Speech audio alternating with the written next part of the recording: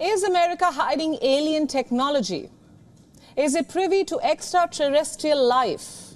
For decades, alien optimists have been asking these questions. This afternoon, they got another reason to. Courtesy these three men: former U.S. Navy pilot Ryan Graves, former U.S. Navy Commander David Fravor, and former U.S. intelligence officer David Grush. Earlier today, all three of them testified before the U.S. Congress. The hearing was held by the House Oversight and Accountability Committee. It had both Republican and Democrat lawmakers on board. So what did the three witnesses talk about? They spoke at length about unidentified aerial phenomena, or UAP, their encounters with unidentified flying objects, or UFOs, the threats that these encounters pose to national security, as well as the U.S. government's secrecy on the matter. And what they revealed was striking, to say the least. I'll start with Ryan Graves, a 37-year-old former lieutenant in the U.S. Navy.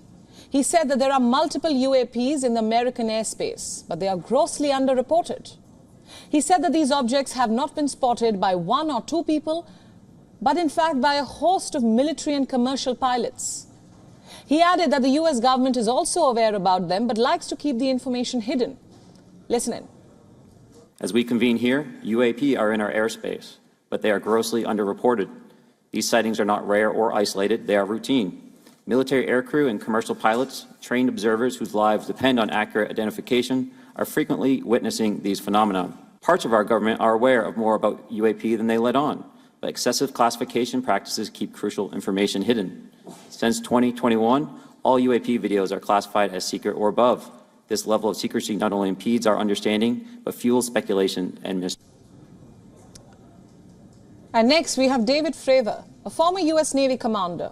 He recalled a specific instance when he and his co-pilot spotted what looked like mysterious white water in the ocean. Upon further inspection, they discovered an object which he described as a small white tic-tac, which was moving abruptly like a ping-pong ball. As we looked around, we noticed that we saw some whitewater off our right side. It's important to note that the weather on this day was as close to perfect as you could ask for off the coast of San Diego. Clear skies, light winds, calm seas, no whitecaps from waves. So the whitewater stood out in a large blue ocean. All four of us, because we were in F-18Fs, so we had pilots and Wizzo in the back seat, looked down a small, saw a white tic-tac object with a longitudinal axis pointing north-south and moving very abruptly over the water like a ping-pong ball. And lastly, we have David Charles Grush, a former U.S. intelligence official.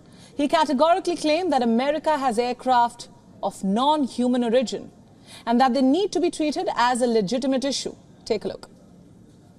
Has the U.S. government become aware of actual evidence of extraterrestrial, otherwise unexplained forms of intelligence?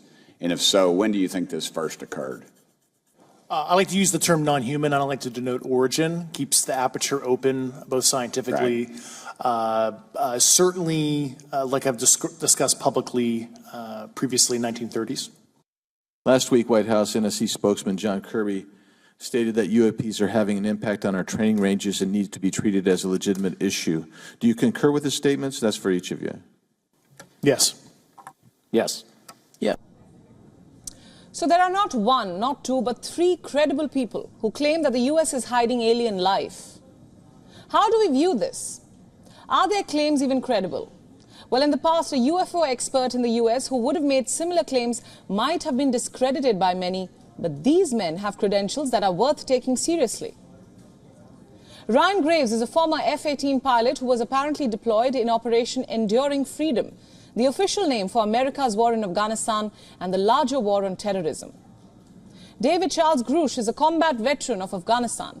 He was a member of the Unidentified Aerial Phenomena Task Force, a program run by the Office of Naval Intelligence to investigate UFO sightings. And David Fravor is a graduate from the Top Gun Naval Flight School. He was one of the commanders of the F-18 squadron on board the USS Nimitz. He first claimed to have spotted a UFO during a flight off the coast of Southern California way back in 2004. So all three men have impressive credentials. It's unlikely that they would make such claims for fame. They say that their only aim is to provide an ontological shock and wake up space agencies and experts globally from their slumber. The question is, will their efforts bear fruit? We don't know. You see, America has conducted a total of 12 government-funded investigations on unidentified flying objects.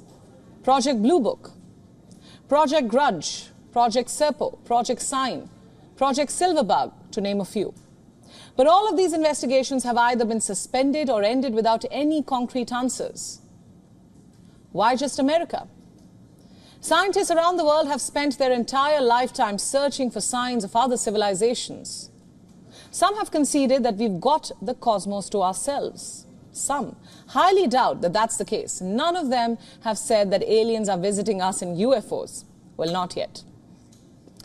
But then again, good science takes time, and the human desire for scientific advancement, exploration, is insatiable. Here's hoping the testimony of these three gentlemen is able to trigger research and investigation that can finally give us some answers and some much-needed closure. WION World is now available in your country. Download the app now and get all the news updates on the move.